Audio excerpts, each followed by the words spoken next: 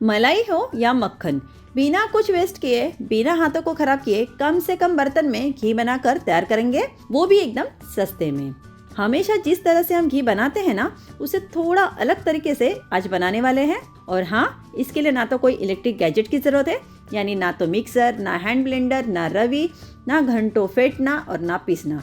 यहाँ तक कि हम यहाँ पे बर्फ का भी इस्तेमाल नहीं करने वाले हैं। उसके बावजूद भी ये जो घी है ना, एकदम शुद्ध बनकर तैयार हो जाता है। तो कम से कम मेहनत और कम समय में बनने वाला ये घी बनाना शुरू करते हैं। हेलो दोस्तों, मैं रश्मि और आपका स्वागत है रे किचन में। और अगर आपने मेरे चैनल को अब तक सब्सक्राइब नहीं किया है तो सब्सक्राइब करें और बेल आइकन को प्रेस करना ना भूलें। तो यहाँ पे मैंने 10 से 12 दिन की जो मलाई उसे मैंने जमा करके रखी हुई थी। दूध गर्म करने के बाद जब उसे ठंडा कर लेते हैं और फिर उसके बाद ना दूध की एक बढ़िया सी उसके ऊपर लेयर जम जाती है, एकदम गाढ़ी मलाई जम जाती है। बस उसे मैं निकाल कर इस तरह से एक बाउल में इकट्ठा करती जाती हूँ, जमा कर लेती हूँ। सिर्फ मलाई ही यहाँ पे आपको छान कर लेना है, साथ में दूध को जो है बिल्कुल भी ना डालें। और हाँ, जब भी मलाई आप इस तरह से जमा करते हैं तो उसे बाहर नहीं रखिएगा, इसे आप हमेशा फ्रिज में रखिएगा ताकि मलाई जो है एकदम अच्छी रहे, फ्रेश बनी रहे। तो इस मलाई को मैंने यहाँ पे कढ़ाई में निकाल लिया है। मैं यहाँ पे भैंस के दूध का इस्तेमाल कर रही हूँ, तो इसलिए ये जो मलाई है ना, ज्यादा गाढ़ी और मोटी आपको नजर आ रही है। और गाय के दूध की जो मलाई होती है थोड़ी सी पतली होती है। बेसिकली जो भी दूध आपके घर में है वो आप यहाँ पे ले सकते हैं और उससे आप ये घी बना सकते हैं। और देखिए, जितनी ज्यादा मलाई होगी उतना ज्यादा आपका घी बनकर तैयार हो जाएगा। तो बस अब ये जो कढ़ाई है इसे हम गैस पर चढ़ा देते हैं। यहाँ पे जो है मलाई है ना, इसे हमें मेल्ट करके लेना है।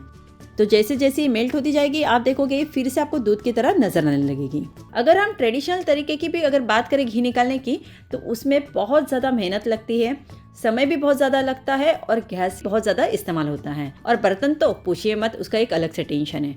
पर अगर आप इस तरह से घी बनाएंगे तो इसमें आपको टाइम भी बचत होगी, मेहनत भी कम लगेगी और गैस की भी बचत होगी। और बर्तन तो बस 1 से 2 ही यहाँ पे लग जाते हैं। इससे पहले भी ना मैंने कई बार घी बनाने की रेसिपी आप लोगों के साथ शेयर की हुई है, आप उस तरीके से भी घी बना सकते हैं।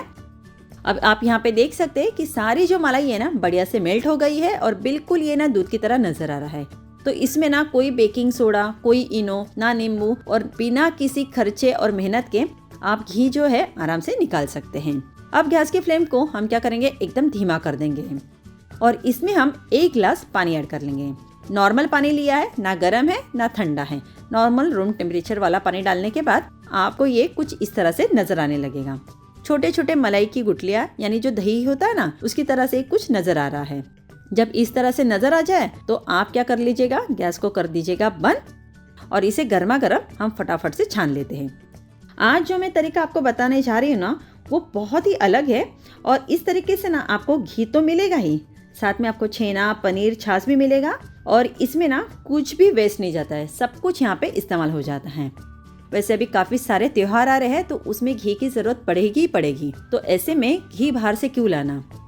मैं कभी भी बाहर का घी, पनीर, दही बाहर से नहीं खरीदती हूँ, हमेशा घर पर ही बनाती हूँ। बाहर का घी हो, दूध हो या दही, सभी में मिलावट है। देखिए, छलनी में इस सारा जो गाढ़ा मलाई था ना वो अलग से आ गया है और अच्छे से छन कर तैयार है। आपको ये जो गाढ़ा गाढ़ा नजर आ रहा है ना, ये है छेना। अच्छे से सबको मैंने निचोड़ लिया है। इससे आप बहुत ही टेस्टी टेस्टी मिठाइयाँ बना सकते हैं, सब्जी बना सकते हैं, यहाँ तक कि आप पराठे में भी इसका इस्तेमाल कर सकते हैं। इस रेसिपी का ना एक फ़ायदा तो है कि आपको छेना, पनीर मिल जाता है। और चलिए, ये जो छेना है इसको हम अलग से रख देते हैं। अब ये जो बर्तन में हमने जो छान कर लिया हुआ लिक्विड है, आप देख सकते हैं, इसे हम फिर से उसी कढ़ाई में डाल देते हैं जिस कढ़ाई में हमने मलाई को बढ़िया से गर्म करके लिया था। गैस को मैंने यहाँ पे ऑन कर लिया है और अब हम इसे ना घी की लेयर दिखने तक पका लेंगे। तो मैं इसे ढककर पका रही हूँ ताकि हमारा जो टाइम है ना उसकी भी बचत हो। 4 से 5 मिनट में ही इस तरह से इसके ऊपर आपको घी की जो लेयर है वो दिखनी शुरू हो गई है। जब इस तरह से घी नजर आने लगे तब हम क्या करेंगे, गैस की फ्लेम को कर देंगे बंद और इसे ना हल्का ठंडा होने देते हैं। तो ये जब हल्का वार्म है तो वो टाइम पे हम क्या करेंगे, मैंने यहाँ पे ना एक स्टील का ग्लास लिया है। सभी के पास इस तरह का ग्लास होता ही है। तो ये जो ग्लास है इसे हम कढ़ाई के एक कोने में इस तरह से रख देंगे।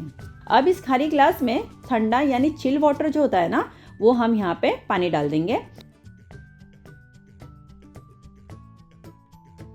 और इस कढ़ाई को फिर से हम ढक देंगे अब ये जो कढ़ाई है इसे उठाकर हम इसी तरह से फ्रिज में 5 से 6 घंटे के लिए छोड़ देंगे।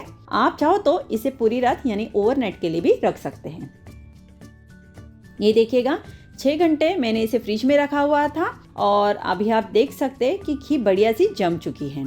तो ये ऊपर जो आपको नजर आ रहा है ना, इसे आप घी बटर कह सकते हैं, पर मलाई बिल्कुल भी नहीं कह सकते।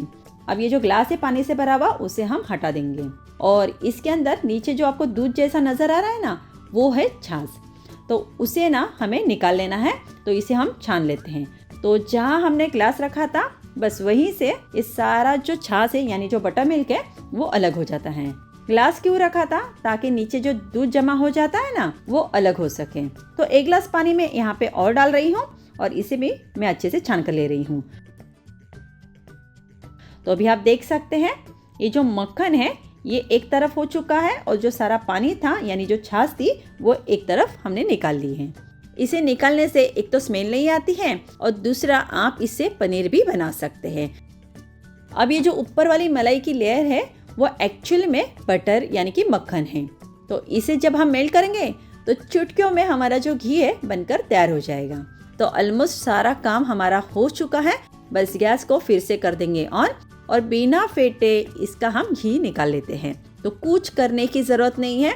ये देखिए फटाफट से ये मेल्ट होना शुरू हो गया है।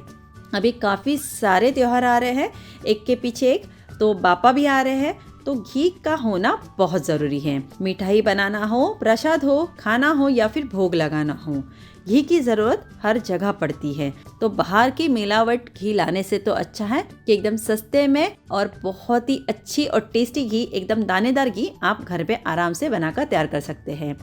कुछ ही मिनटों में घी बढ़िया से नजर आने लगा है। इसमें आपको ज़्यादा खर्चन या मावा नज़र नहीं आ रहा होगा क्योंकि हमने ना इसमें से पहले से ही छेना और पनीर जो है उसे अलग कर लिया था, निकाल लिया था। एक्स्ट्रा जो पानी था वो भी हमने निकाल लिया है, तो इसमें कोई स्मेल भी नहीं आ रही है। तो यहाँ पे घी, छेना, पनीर सब कुछ बनकर तैयार हो गया है। तो चलिए इस घी को भी हम बढ़िया से छान लेते हैं। कितना अच्छा सा घी इसमें नज़र आ रहा है। तो इसमें आपको बहुत सारे मलाई या मावा नज़र नहीं आ रहा होगा। कढ़ाई में जो हल्का हल्का दिख रहा है वो मावा है। तो देखिए इसे मैंने बढ़िया से छान लिया है और बचा कुचा जो छलनी में आपको दिख रहा है वो थोड़ा बहुत मावा आ गया है। और ये एकदम पीला गाढ़ा सात्विक हमारा घी जो है बनकर तैयार हो गया है। 10 से 12 दिन की मलाई में लगभग आधा किलो से ज़्यादा घी बनकर तैयार हो जाती है। देखिए इसे बढ़िया से छानने के बाद जब ये पूरी तरह से ठंडा हो जाए तो आप इसे कोई भी साफ सुथरे डिब्बे में या जार में भरकर रख दें। महीनों महीनों तक ये बिल्कुल भी खराब नहीं होता है। एक बार इस तरीके से घी बनाना शुरू करोगे ना, यकीन मानिए कभी भी बाहर का घी आप नहीं लाओगे। आप यहाँ पे प्लास्टिक हो या फिर कांच हो या फिर स्टील हो या फिर कोई भी बर्तन हो, उसमें इस घी को जमा सकते हैं। ठंडा होने के बाद देखिए कैसी बढ़िया से जम गया है, बिल्कुल दानेदार बना है, ना कोई मिलावट ना कोई रंग, एकदम शुद्ध देसी घर का बना हुआ फ्रेश घी है। इसका टेस्ट भी काफ़ी अच्छा होता है। इससे बना खाना हो या फिर मिठाई या फिर प्रसाद, ये सब का टेस्ट बढ़ा देता है। टेस्टी भी है और हेल्दी भी है। अगर आप गाय के दूध से घी बना रहे हैं ना, तो आपका जो घी है उसका जो कलर है ना वो डार्क येलोइश यानी कि पीला नजर आएगा। पर मैंने यहाँ पे भैंस की दूध की मलाई ली है, तो इसलिए इससे जो बना हुआ घी है इसका कलर जो है ना हल्का पीला आपको नजर आ रहा होगा। बस यही फर्क होता है गाय के दूध से बना हुआ घी में और भैंस के दूध से बने हुए घी में। आप इसे बनाकर फ्रिज में भी या फिर नॉर्मल रूम टेम्परेचर पे बाहर भी स्टोर करके रख सकते हैं। तो घी यहाँ पे बनकर तैयार हो गया। एक बार इस तरीके से भी घी आप जरूर बनाकर देखिएगा और बताइएगा कैसे बनी थी। अगर आपको मेरी ये रेसिपी इंटरेस्टिंग लगी है तो मुझे लाइक और सब्सक्राइब करके सपोर्ट जरूर करें और अपने दोस्तों में इस रेसिपी को शेयर करना ना भूलें।